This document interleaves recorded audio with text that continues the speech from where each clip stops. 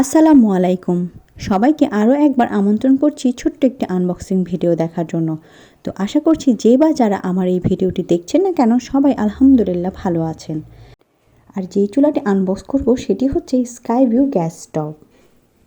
নতুন এই চুলাটি আম্মুর জন্য কিনেছি। বাজারে নিত্য নতুন অনেক ধরনের চুলাই দেখেছি এসএস এবং কাচের। কাচের চুলা দেখতে সুন্দর হলেও আমার কাছে এসএসই বেস্ট মনে হয়। আরএফএল এবং স্কাই ভিউ এই দুটোর মধ্যে স্কাই ভিউটি ভালো লাগে, এটিই কিনে ফেললাম। যদিও আম্মুর আগের চুলাটি আরএফএলের ছিল, আর স্কাই ভিউ গ্যাস স্টোভ সম্পর্কে আমার খুব বেশি ধারণা নেই। আপনাদের মধ্যে কেউ যদি এই ব্র্যান্ডের গ্যাস স্টোভ ব্যবহার করে থাকেন তাহলে অবশ্যই এর সার্ভিস সম্পর্কে কমেন্ট বক্সে জানাবেন। আর যে বা যারা এই গ্যাস স্টোভের প্রাইস সম্পর্কে জানতে চান তাহলে অবশ্যই কমেন্ট বক্সে প্রশ্ন করতে পারেন, ইনশাল্লাহ জানিয়ে দেওয়ার চেষ্টা করব। সেই সাথে গ্যাসের চুলাকে দীর্ঘদিন যাবৎ ভালো রাখার কিছু টিপসও থাকছে। ভিডিওটি স্কিপ না করে পুরোপুরি দেখলে আশা করি উপকৃত হবেন।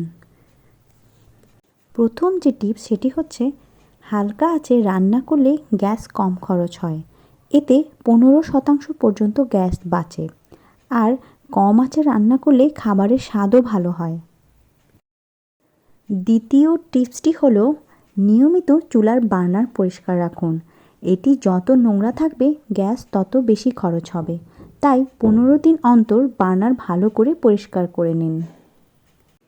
তৃতীয় যে টিপস সেটি হলো চুলায় বেশিক্ষণ পানি ফোটাবেন না।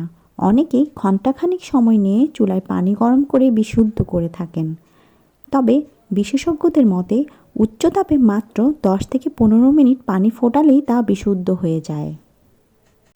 চতুর্থ টিপস, রান্না শুরুর আগে প্রয়োজন মতো পানি ফুটিয়ে নিন।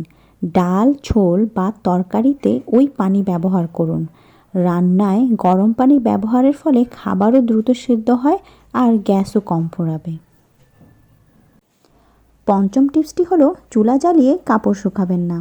এতে গ্যাস যেমন ফুরাবে তেমনি দুর্ঘটনা ঘটারও সম্ভাবনা থাকে। ষষ্ঠ টিপস, এটি যারা কাচের চুলা ব্যবহার করেন তাদের জন্য। কাচের চুলায় রান্নার শেষে সাথে সাথেই মুছতে বা পরিষ্কার করতে যাবেন না, এতে ফেটে যাওয়ার সম্ভাবনা থাকে। চুলাটি ঠান্ডা হওয়ার পরে পরিষ্কার করতে হবে। সপ্তম টিপস, দীর্ঘদিন যাবত চুলা বা চুলার বার্নার ভালো রাখতে হলে খেয়াল রাখতে হবে ঘন ঘন ভাতের মাড় আর দুধ যেন পড়ে না যায়। রান্নাঘরে সব সময় একটি জানালা খুলে রাখতে হবে। যতই তারা থাক না কেন সকালে চুলা জ্বালানোর আগে ঘরের দরজা জানালা খুলে দিয়ে বাতাস চলাচল করতে দিতে হবে। আশা করছি এই টিপসগুলো আপনাদের কাজে লাগবে। এখন যেটি দেখতে পাচ্ছেন এটি চুলার নিচের দিকে থাকবে। এটি দিয়ে আপনারা চুলার আগুনের তাপ কমাতে বাড়াতে পারবেন, তবে খেয়াল রাখবেন আগুনটি যেন নীল থাকে।